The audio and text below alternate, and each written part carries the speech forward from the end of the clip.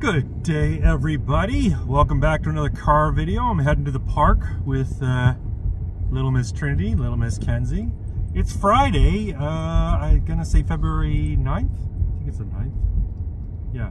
And yeah, I got the day off. I took a personal day. The wife and I have some errands to run today that we want to get done. One of the places we have to go to is not open on the weekends, so that's why we're doing it today. Feel bad because I leave my colleague on his own, but you know, it's not that hard a job. I think he can handle it. Anyway, I want to talk about what everybody's talking about right now, the Tucker Carlson Putin interview. If you watched it, you probably have your own thoughts. I've got my thoughts. I watched it last night. A 2-hour interview? Wow, that's a long interview.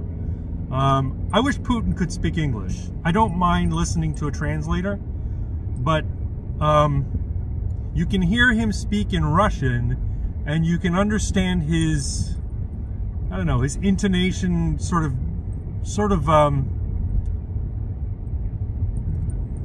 his intonation sort of betrays his thought processes, his emotions a little bit better than the translator does.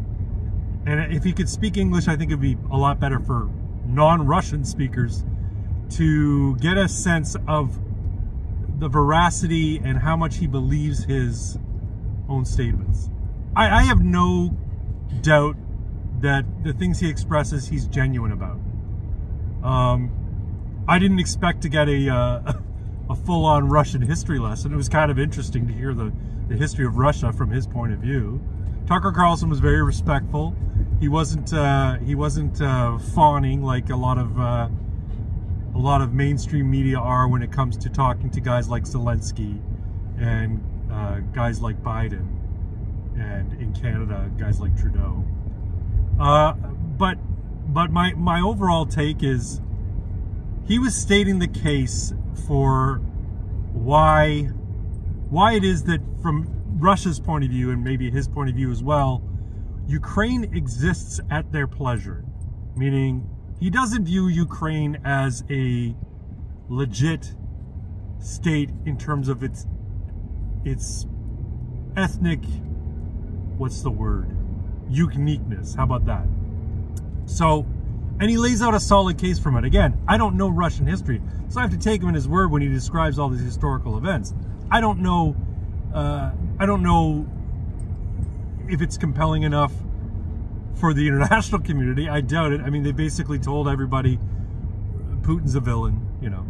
But yeah, he's stating the case basically to justify that, look, we're being very reserved with Ukraine. Ukraine exists at our pleasure. We decide whether or not Ukraine's going to continue to exist. And the fact of the matter is, it's true. Now, he didn't say that. I am inferring that, right? The fact of the matter is, if Russia really wanted to roll into Ukraine and just say, okay, you're now, the entire country is now part of the Russian Federation. No more of this nonsense. We're going to destroy all you Nazis. We're going to tear down all the Nazi monuments. We're going to, you know, put all the people who profess a belief in Nazis, we're going to put them all in jail. I don't agree with necessarily that. Here's the thing. Putin's not a good guy. In his own mind, he's a good guy, but I'll get into his classical Dungeons and Dragons alignment in a minute. Anyway, so yeah, he's stating the case that, look, we don't, these areas that we've taken, we sort of annexed from Ukraine, as far as we're concerned, they're Russian now. And I've listened to a lot of analysts, and essentially the war from Russia's point of view is over, right? They're still got a military presence there. They're still, you know, engaging in military action there, primarily to protect the people of the Donbass and Donetsk, right? And also to push back against the forces of Kiev when they try and, you know, do their shit. Anyway, but here's the thing. In this whole conflict, if Putin really wanted to, he could take Ukraine. I think it's a bad idea. I don't think he should. But if it came down to it, where he's reached a point where he can't oust the Nazis, as he said. The denazification of Ukraine is his goal. And Tucker put him to task and said, how do you do it? Like, how do you do it?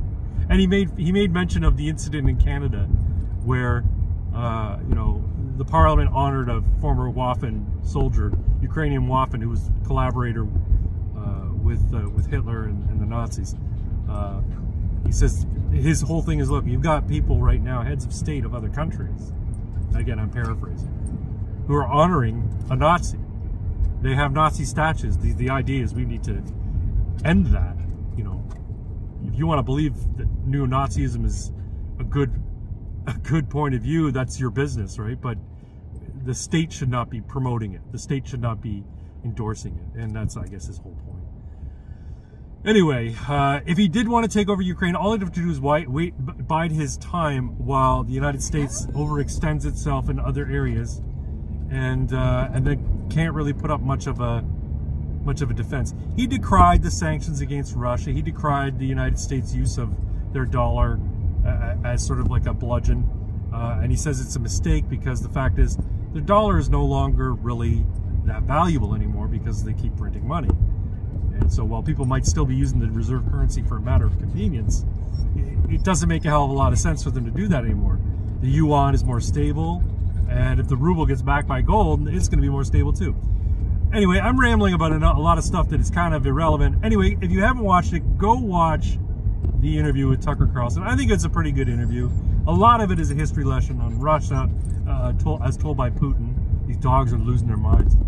But what I wanted to talk about mainly was, or how I wanted to assess Vladimir Putin after this interview, and it's something I've kind of always believed anyway. On the classic Dungeons and Dragons alignment scale, I gotta give Putin a chaotic good. And now there's a caveat to that. He's not a good guy, but he believes what he's doing is good. I think he is actually a patriot who loves his country. And I think he goes to extreme lengths, there comes the chaos, to, in his mind, protect it. And, you know, make sure its interests are protected.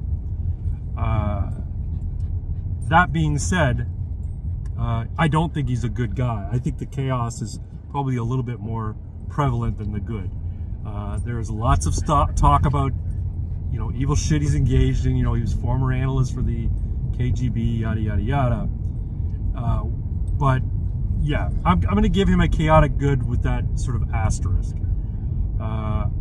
Funnily enough, I would also give Donald Trump a chaotic good. Again, because of his patriotism, I genuinely believe that Donald Trump loves his country and wants to see it great again, as they say. People who hate Donald Trump say, no, he's just a grifter and a liar. He's just doing it to get rich. And their reasoning behind why he's not chaotic good is that he behaves like all other politicians in that he's seeking to enrich himself. Fact of the matter is, though, he's rich already, and he didn't see any huge increase in wealth by being president and having his life turned upside down by the establishment, the deep state. So there's that. Settle down, you two. Now, in terms of you know, guys like Biden and Macron and Trudeau, I would classify those guys as neutral evil. Originally, I was thinking chaotic evil, but no, I think they're neutral evil. And if you know anything about the alignment system, neutral evil just means they're just plain evil. They don't go any way, you know, towards chaos or lawfulness. They're just plain evil. Now, you could say lawful evil because they use the legal framework to justify their evil, but I'm just going to say they're out and out evil because they break the law all the time, and they're 100% corrupt, and they're really in it just to enrich themselves. That would go for Zelensky as well. He's no fucking hero. He's neutral evil. He runs a corrupt country. He's corrupt himself. He's as dirty as Biden.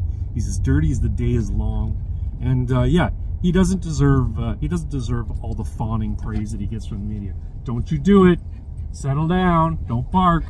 Anyway, I'm at the park now, so I'm just going to I'm going to call it here. Yeah, that's my assessment. A quick and dirty post-mortem in the car.